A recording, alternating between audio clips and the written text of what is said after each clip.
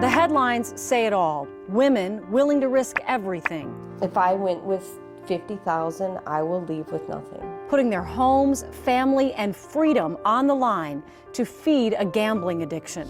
For years, gambling was more of a guy thing, betting on games like blackjack, poker, and roulette. But experts say more women than ever are getting into the game.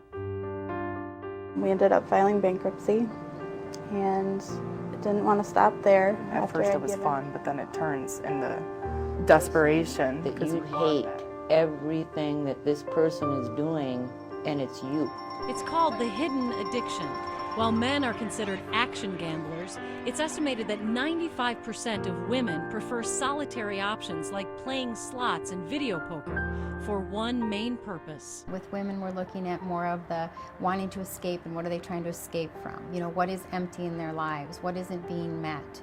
Lifestyle changes, loss, and divorce are common reasons why women seek out gambling as a coping mechanism.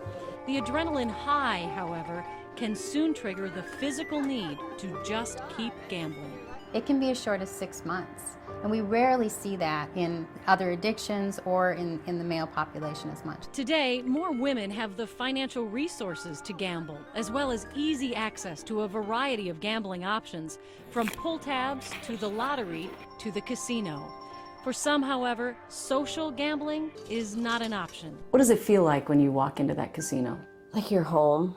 I felt adrenaline on the way there, and I felt suicidal on the way home. Gambling has been a part of Kathy's life for as long as she can remember. Her dad was a bookie, and she spent her allowance betting on football games. Because she has young children, she asked us to change her name and protect her identity. It was just a game.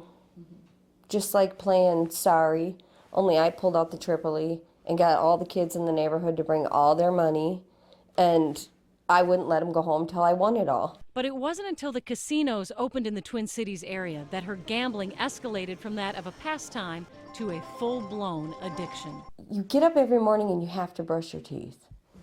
I got up every morning and I had to start preparing to go there.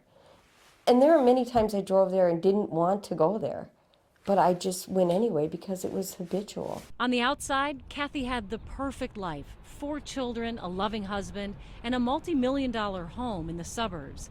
Because she owned her own business, she had the funds and autonomy to gamble whenever she wanted. They would go to bed, I would leave, I would have to put the cat in the basement and put the dog outside. I would get home at about 5:15 in the morning, get on the couch, because my husband got up at 5:30 every morning. He wouldn't know, he'd make the coffee as I'm trying to fall asleep, and then I would get up, the kids would get to school, I'd put in a few hours of work, and just do it all over again. Surprisingly, it was never about the money. If I go there with the last $10 to my name and happen to walk up and win 1,000 and then turn that into 20,000, I will still leave with nothing, even though I probably have tons of bills to pay. I probably need gas in my car. I'm sure I haven't eaten. I probably need to see a doctor. None of that matters. But Kathy couldn't stop until she hit what she thought was rock bottom. She got caught participating in a mail fraud scheme involving her business that landed her in prison for a year. When I had to tell my kids I was going to prison, my youngest looked up with tears flooding out of his face, and he was flushed, and he just said, "My mom's going away, isn't she?"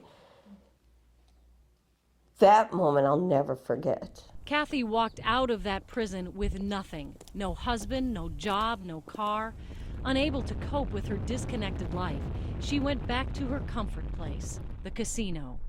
Because that was a probation violation, she went back to jail for a 15-month sentence. Describe your relationship with your kids now. They are all that matters to me. They are the one sure thing in this life of mine. They're everything to me. Kathy now has a job, joint custody of her kids, and her own place to live. And while her struggle isn't over, she is in a much better place. I want to continue to be a voice for people that still suffer from this. I believe that I was chosen to go through this because I was strong enough to handle it. I think in some ways it was a gift for me, and now a part of that is me giving it back.